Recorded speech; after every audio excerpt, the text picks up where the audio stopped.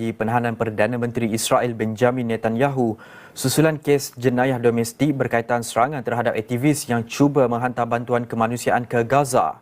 Menteri Kehakiman Turki Ekin Gürlek berkata waran tangkap telah dikeluarkan terhadap Netanyahu dan seorang lagi suspek atas dakwaan termasuk genosid, jenayah terhadap kemanusiaan dan penyiksaan.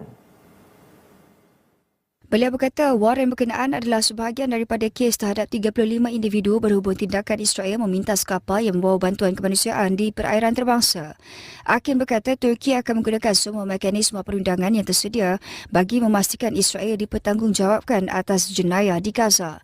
Notis merah Interpol merupakan permintaan kepada pasukan polis di seluruh dunia untuk mengesan dan menahan sementara seseorang individu sementara menunggu proses ekstradisi. Bagaimanapun, Interpol akan meneliti permohonan yang dikemukakan negara anggota sebelum membuat keputusan sama ada untuk mengeluarkan notis merah berkenaan. Sementara itu, pejabat Netanyahu menolak tindakan Turki itu dan menyifatkannya sebagai usaha Presiden Recep Tayyip Erdogan untuk menakut-nakutkan pemimpin serta anggota tentera Israel. Turki